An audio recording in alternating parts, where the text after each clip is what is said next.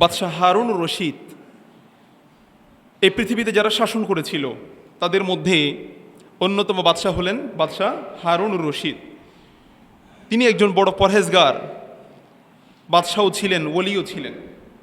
তো তার খাবারের টেবিলে তিনি সেখানে খাবারের যে আয়োজন করেছেন সেখানে আলেমদেরকেও দাওয়াত প্রদান করতেন।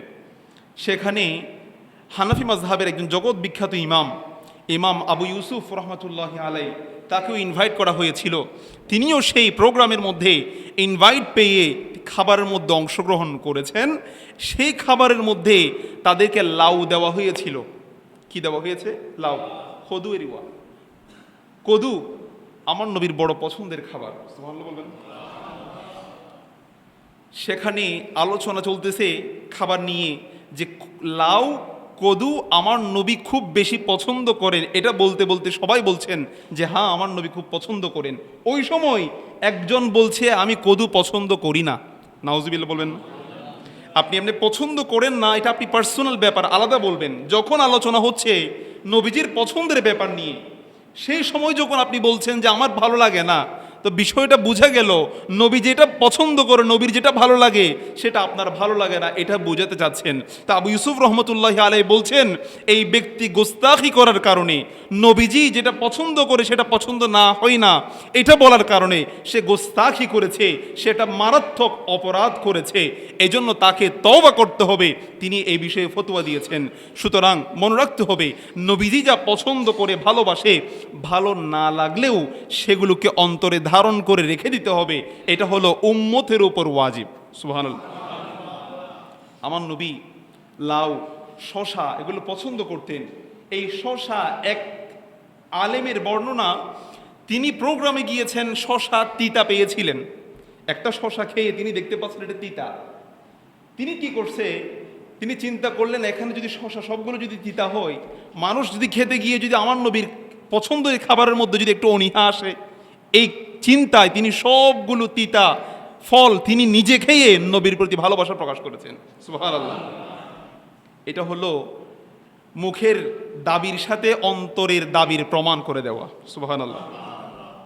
তো এই আয়াতে যে আয়াতটা আলোচনা করছি আজকে, সূরা হুজুরাত শরীফের প্রথম আয়াতে কারিমা, আল্লাহ সুবহানাহু ওয়া তাআলা ইরশাদ করছেন, ইয়া আইয়ুহাল্লাযীনা আমানু, হে ঈমানদারগণ, লা তুকদ্দিমু বাইনা ইয়াদাইল্লাহি ওয়া রাসূলি, তোমরা আল্লাহ এবং তার রাসূলের সামনে অগ্রগামী হইও না, অ্যাডভান্স হইও না, সামনের দিকে যেও না। ওয়াত্তাকুল্লাহ ইন্নাল্লাহা সামিউন আলিম, নিশ্চয়ই আল্লাহ তাআলা সব কিছু শুনেন এবং সব কিছু সম্পর্কে জানেন। সুবহান। এই আয়াতে কারিমার সারা নুজুল হলো, কেন আল্লাহ তাআলা আয়াতে কারিমা নাজিল করলেন? পবিত্র মাস শাবান মাসের, রমজানের আগের মাস হলো শাবান মাস। শাবান মাসের 29 তারিখ, যেদিন 29 তারিখ পূর্ণ হয়, সেদিন মাগরিবের সন্ধ্যায় 30 তারিখের হওয়ার সম্ভাবনা আছে। আবার চাঁদ উঠলে পরে রমজানও শুরু হওয়ার সম্ভাবনা আছে, দুইটার সম্ভাবনা আছে। এজন্য এটাকে বলা হয় আরবিতে ইয়ৌমুশ শাক, সন্দেহের দিন। চাঁদ না উঠলে শাবান মাস আরেকটা দিন বাকি আছে, চাঁদ উঠলে পরের দিন রোজা রাখতে হবে, দুইটার সম্ভাবনা আছে। কিছু সাহাবী চিন্তা করলেন আমরা আগামীকাল, একটু মেঘাচ্ছন্ন ছিল আকাশ, দেখা যাচ্ছিল না যে চাঁদ উঠছে কিনা। তো সাহাবাই কেরাম কিছু চিন্তা করলেন আমরা আগামীকালকে রোজা রেখে দিব, যদি চাঁদ না উঠে, রমজানের চাঁদ যদি না উঠে, তাহলে আমাদের আগামীকালের রোজাটি হবে নফল রোজা। আর যদি চাঁদ উঠে যায় তাহলে আমাদের আগামীকালের রোজাটি হবে রমজানের প্রথম রোজা। এই চিন্তা করে তারা রোজা রাখতে শুরু করেছে। কিন্তু নবীজি এখনো এই বিষয়ে কোনো ডিক্লার দেন নাই। তারা নিজের ডিসিশন নিয়ে, নিজের সিদ্ধান্ত নিয়ে যখন তারা এই কাজটি করে ফেলেছে, অথচ নবীজি এখনো বলেন নাই আগামীকালকে তোমরা কি করবে, রোজা রাখবে নাকি রাখবে না, এই সিদ্ধান্ত এখনো দেয় নাই। সিদ্ধান্ত দেওয়ার আগে যখন তারা নিজেরা সিদ্ধান্ত নিয়ে ফেলেছে, আমার আল্লাহর এটা পছন্দ হয় নাই, বলছে সাহাবীরা তোমরা আল্লাহ এবং তার রাসূলের সামনে তোমরা অ্যাডভান্স হইও না। সুবহানাল্লাহ। নবীজির পক্ষ থেকে ডিসিশন আসবে, অ্যাডভান্স তোমাদের সামনে অগ্রগামী হওয়ার দরকার নাই। এখানে যেটা বুঝার বিষয়, সেটা হলো আগামীকালকে যে সাহাবীরা রোজা রাখবে, রোজার কার জন্য? সবাই কথা বলেন, রোজা কার জন্য? আল্লাহ। সাহাবীরা রোজা রেখে দিচ্ছে, রোজাটি রাখবে আল্লাহর জন্য, আল্লাহ খুশি হওয়ার কথা। কিন্তু আল্লাহ বলছেন আমার জন্য রাখছো ঠিক আছে, আমার খুশি হওয়ার কথা এটাও ঠিক আছে, কিন্তু আমার বন্ধু এখনো তো ঘোষণা দেয় নাই, ঘোষণা না দেওয়ার আগে রাখলে আমার ভালো লাগে না। সুবহানাল্লাহ। এটা হলো আমার আল্লাহর যেটা নিজাম পদ্ধতি, আমার খুশির জন্য তোমরা করছো ঠিক আছে, কিন্তু আমার খুশি লাগে কখন? যখন আমার বন্ধুর খুশির মাধ্যমে তোমরা করো। সুবহানাল্লাহ। এই আয়াতের আরেকটা সারা নজুল হলো কোরবানির দিন সাহাবীরা ফজরের খুব খুব সকালে তারা পশু জবাই করে কোরবানি করার সিদ্ধান্ত নিয়ে ফেলেছে, কোরবানি করে ফেলেছে। অনেকে পশু জবাই করে দিয়েছে। এখনও নবীজি পশুর গলায় ছুরি দেন নাই, এখনও কোরবানি করেন নাই। নবীজি করার আগে যেহেতু তারা কোরবানি করে ফেলেছে, সেহেতু আমার আল্লাহ বলছেন তোমরা সাহাবাই কেরাম, তোমরা আল্লাহ এবং তার রাসূলের সামনে অ্যাডভান্স হইও না। সুবহানাল্লাহ। খেয়াল করবেন, পশু জবাই করা, কোরবানি করার উদ্দেশ্য কাকে খুশি করা? আল্লাহ। কোরবানির উদ্দেশ্য কাকে খুশি করা? আল্লাহ। কিন্তু আমার আল্লাহ বলছেন তোমরা পশু জবাই করে দিয়েছো, রক্ত প্রবাহিত করেছো। আজকের দিনের যত ভালো কাজ, সবচেয়ে দামি কাজ হলো আমার কাছে পশুর রক্ত প্রবাহিত করা। সব ভালো কাজ তোমরা করেছো, কিন্তু আমার নবী করার আগে করেছো, আমার ভালো লাগে নাই। আমার নবী করার পরে করলে আমার ভালো লাগে, আমার নবী করার আগে করলে তোমরা নবীর আগে অ্যাডভান্স হয়েছো, এটা আমার ভালো লাগে না। তোমরা নবীর আগে অ্যাডভান্স হওয়া মানে আল্লাহর আগে অ্যাডভান্স হওয়া। এজন্য আল্লাহ বলছেন লা তুকদ্দিমু বাইনা ইয়াদাইল্লাহি ওয়া রাসূলি, আল্লাহ এবং তার রাসূলের সামনে তোমরা যেও না। সুবহানাল্লাহ। গভীরভাবে খেয়াল করবেন যে কেন আল্লাহ তাআলা নিজের ইবাদতের উপরে নবীজির তাজিমকে প্রাধান্য দিয়েছে।